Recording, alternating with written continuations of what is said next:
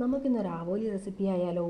അപ്പം ഞാനിവിടെ മുളകിട്ട് നല്ല ആവോലി കറി വെക്കാൻ പോവാണ്. പിന്നെ കുറച്ച് ഫ്രൈയും ചെയ്യുന്നുണ്ട്. ഫ്രൈ ചെയ്യാനായിട്ട് ഞാൻ ആദ്യം ഒരു മസാല തയ്യാറാക്കുന്നുണ്ട്. അതിനായി കുറച്ച് ചെറിയുള്ളിയും വെളുത്തുള്ളിയും ഇഞ്ചിയും പിന്നെ കുറച്ച് തക്കാളി പിന്നെ കറിവേപ്പില എല്ലാം കൂടിയിട്ട് ഒന്ന് മിക്സിയിലെ ജാറിലിട്ട് അടിച്ചെടുക്കണം. പിന്നെ പൊടിയായിട്ട് നമ്മൾ മഞ്ഞൾപ്പൊടി, മല്ലിപ്പൊടി, മുളക് പൊടി പിന്നെ ഉപ്പും ചേർത്തിട്ടാണ് അരച്ചെടുക്കുന്നത്. അതിനുശേഷം നമ്മൾ ഒരു ചെറിയ കഷ്ണം ചെറുനാരങ്ങ നീരും കൂടി ചേർത്തിട്ട് നമ്മൾ ആ ഫിഷിലേക്ക് ഈ അരപ്പ് നമ്മൾ തേച്ച് പിടിപ്പിക്കണം. കുറച്ച് വെളിച്ചെണ്ണ കൂടി ഒഴിച്ചിട്ട് ഈ അരപ്പ് തയ്യാറാക്കുകയാണെങ്കിൽ കുറച്ചുകൂടി നന്നായിരിക്കും. അപ്പോൾ നമുക്കത് അരച്ചെടുത്ത് ആ മീനൊക്കെ നന്നായി വരഞ്ഞ് അതിലേക്ക് ഇത് അരച്ച് പിടിപ്പിക്കാം. അരച്ച പേസ്റ്റ് നമുക്ക് തേച്ച് പിടിപ്പിക്കാം. കുറച്ച് സമയം വെച്ചിരുന്നാൽ മസാലയൊക്കെ അതിൽ നന്നായി പിടിക്കും. അപ്പോൾ അതാ ഞാൻ അരച്ച് വെച്ചിരിക്കുന്ന പേസ്റ്റ് നന്നായി മീനിലേക്കൊക്കെ അത് പെരക്കിയെടുക്കുന്നുണ്ട്. അപ്പോൾ അത് അവിടെ ഇരുന്ന് ആവുന്ന സമയം കൊണ്ട് നമുക്ക് മുളകിട്ട കറി വെക്കാൻ വേണ്ടിയിട്ട് അടുപ്പത്ത് ഒരു ചട്ടി വയ്ക്കാം. അടുപ്പത്ത് ചട്ടി വെച്ചതിന് ശേഷം ഞാൻ സാദാ വെളിച്ചെണ്ണ, നമ്മുടെ കോക്കനട്ട് ഓയിൽ, അതിലേക്ക് ഉലുവ പൊട്ടിച്ച് നമ്മൾ സാദാ ചെയ്യില്ല അതുപോലെ തന്നെ വെളിച്ചെണ്ണ ഒഴിച്ച് ഉലുവ പൊട്ടിച്ച് പച്ചമുളക്, ഇഞ്ചി, വെളുത്തുള്ളി എല്ലാം ഇട്ട് നന്നായി ഇളക്കി.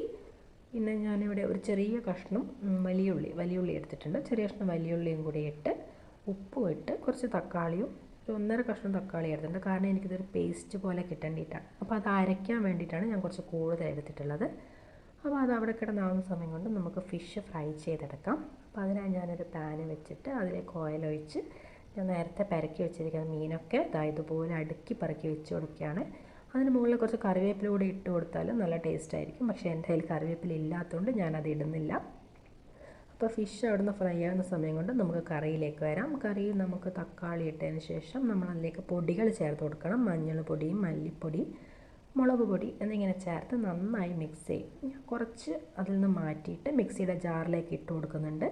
കാരണം എനിക്കത് പേസ്റ്റാക്കി എടുക്കാൻ വേണ്ടിയിട്ടാണ്. അപ്പോൾ ആ സമയം കൊണ്ട് നമ്മുടെ മീൻ ഇവിടെ ഒരു സൈഡ് ആയിട്ടുണ്ട്. അപ്പോൾ അത് മറിച്ചിട്ട് കൊടുക്കുക. അപ്പോൾ കറിയിലേക്ക് ഞാനിതാ പുളിവെള്ളം ചേർത്ത് കൊടുക്കുകയാണ്. പുളിവെള്ളം ചേർത്തതിന് ശേഷം നന്നായിട്ട് ഇളക്കി അരച്ച് വെച്ചിരിക്കുന്ന പേസ്റ്റ് അതിലേക്ക് ചേർത്ത് കൊടുക്കുന്നുണ്ട്. ആവശ്യത്തിനുള്ള വെള്ളവും കൂടി ചേർത്ത് ഉപ്പും നോക്കി അതവിടെ തിളയ്ക്കുന്നവരെ വെക്കുക. ആ സമയം കൊണ്ട് നമ്മുടെ ഫിഷ് ഫ്രൈ ഇവിടെ റെഡി ആയിട്ടുണ്ട്. അപ്പോൾ ഇതാ മീൻ കറി തിളച്ച് വന്നിട്ടുണ്ട്. അപ്പോൾ ഞാനതിലേക്ക് മീൻ കഷ്ണങ്ങൾ ഇട്ട് കൊടുക്കുകയാണ്. അതവിടെ നിന്നാവുന്ന സമയം കൊണ്ട് നമ്മുടെ ഫിഷ് ഫ്രൈ നമുക്കൊരു പാത്രത്തിലേക്ക് മാറ്റാം. അങ്ങനെ ഞാനിതാ പാത്രത്തിലേക്ക് മാറ്റിയിട്ടുണ്ട്. അപ്പം നമ്മുടെ സ്വാദിഷ്ടമായ ഫിഷ് ഫ്രൈ ഇവിടെ റെഡിയാണ്.